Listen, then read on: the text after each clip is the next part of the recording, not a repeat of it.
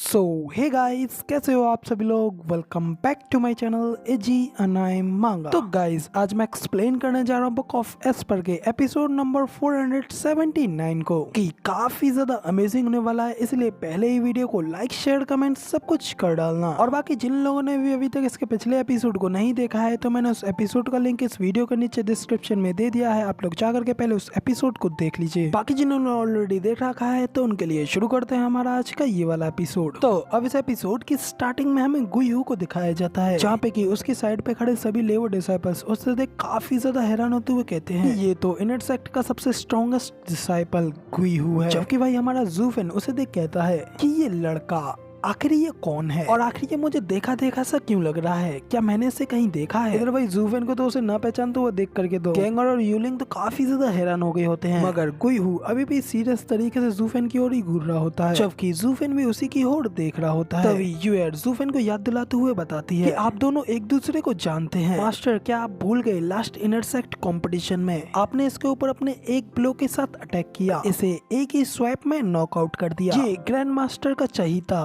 Best intersect disciple गुयू है। तो यूएर की बात सुनकर के ज़ूफेन को भी याद आ जाता है और वो कहता है कि ओ तो वो ये था, लेकिन आज के मुकाबले में तब उसका एरोगेंट कुछ ज्यादा ही था और लगता है कि अब शायद उसके दिल और दिमाग में कुछ अच्छी प्रगति हुई है। तब यूएर भी कहती है कि मास्टर, आप यहाँ तक एक ऐसे एक्सपर्ट के बारे में भी भूल गए। इधर गुयू भी ये सब देख गुस्सा होते हुए अपने मन में कहता है कि इस आदमी ने यहाँ तक कि मेरे बारे में एक दूसरी बार भी नहीं सोचा, उसके सामने मैं अभी भी बहुत ज्यादा कमजोर हूँ। जबकि टाइयिंग भी उससे कहता है कि गुयू, आखिर तुम यहाँ पर क्या कर रहे हो। जबकि ज़ूफेन एल्डर युआन से पूछता है हे, आखिर ये एलाइट डिसाइपल यहाँ पर क्या कर रहा है। तो एल्डर युआन उसे बताते हैं कि स्टीवर्ट ज़ू, गुयू यहाँ पे इस जगह पर 2 दिनों से है। उसने कहा था कि उसने एक पिल को चुराया था और जब ग्रैंड मास्टर को उसके बारे में पता चला तो ग्रैंड मास्टर ने उसे वहाँ से बाहर निकाल दिया। तो ज़ूफेन भी कहता है कि क्या उसने पिल को चुराया था। इसी के साथ में फिर वो अपने मन में भी कहता है कि इनर सेक्ट का सबसे बेस्ट डिसाइपल जो कि एक एलाइट बनने वाला था, जिसके के हाथ में सारा रिसोर्सेस था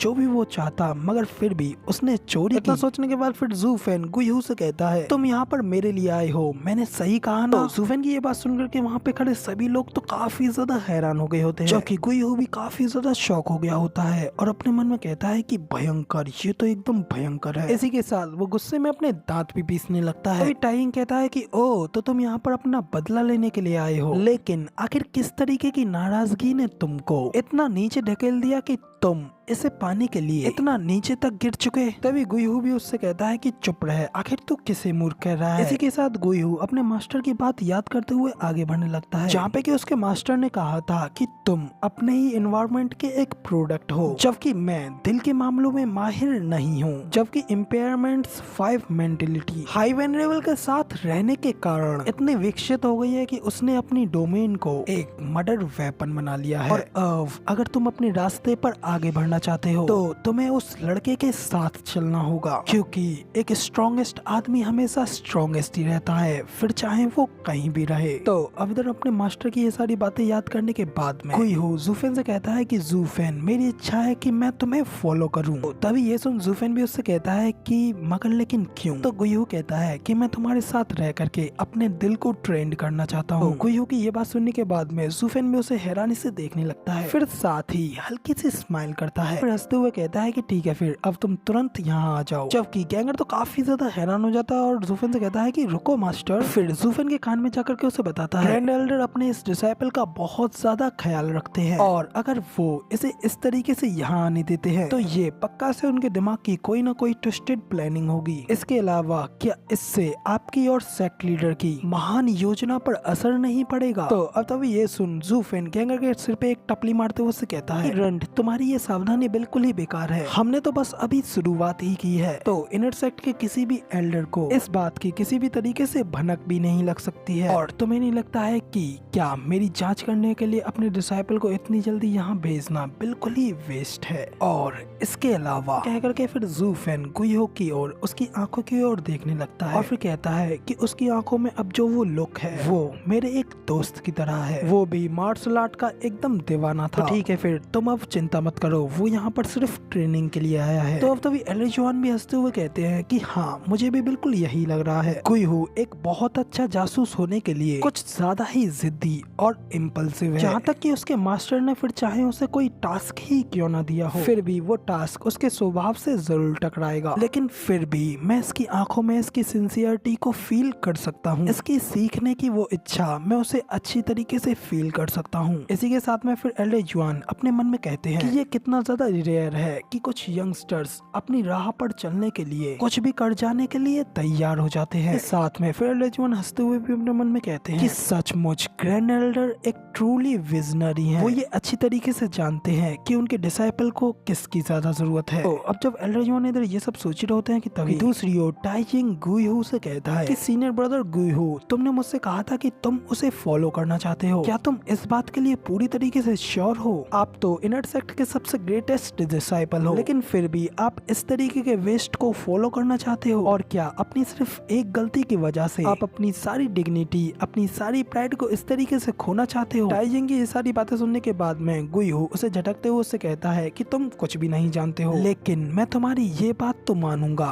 कि मंच पे खड़े उस आदमी ने मुझे पावरलेस तो जरूर महसूस कराया है, और इस पूरे एंटायर लेबर ऑफिस में मैं सिर्फ इसे ही फॉलो करूंगा। तो अब इधर गुयहू की ये सारी बातें सुनने के बाद टाइजिंग तो काफी ज्यादा शौक होते हुए अपने मन में कहता है कि आखिर यहाँ पर इस जगह पर ये सब क्या चल रहा है? आखिर एक प्रोफाउंड हेवन स्टेज कल्टीवेटर कब से इतना ज्यादा अमेजिंग होने लग गया? जबकि दूसरी ओर हमारा जू फैन सभी लोगों से चिल्लाते हुए कहता है कि सभी लोग, ब्रदर टाइजिंग ने एक बेहद ही वैलिड क्वेश्चन को उठाया है और अब इसका आंसर मैं अभी देने जा रहा हूँ। तो उसका आंसर ये है कि रिसोर्सेस यहाँ पर कोई प्रॉब्लम नहीं है, क्योंकि वो सभी तुम्हें यहाँ पर मुझसे मिल जाएंगे। अगर तुम लोगों को अभी भी इस बात का यकीन नहीं है तो कह करके जू फैन गैंगर और यूअर की ओर इशारा करता है और आगे कहता है फिर तुम लोग जरा मेरे डिसाइपल्स की ओर ढंग से देखो। जू फैन के इतना कहते ही यूअर और यूलिंग दोनों को ही डेमोनिक ट्रेजर्स अपीयर हो जाते हैं, जिन्हें देख करके तो सभी के सभी डिसाइपल्स के मुंह खुले के खुले रह जाते हैं। और वो सभी लोग हैरान होते हुए कहते हैं कि जरा देखो, उन लोगों ने 9th ग्रेड के डेमोनिक ट्रेजर्स को पहन रखा है, और आखिर कब से लेबर ऑफिस गोल्ड की इतनी बड़ी खदान बन गया? तभी जू फैन उन लोगों से कहता है कि मेरे फॉलोइंग ब्रदर्स, मेरे इन डिसाइपल्स ने इनर सेक्ट के डिसाइपल्स को चैलेंज किया, और फिर भी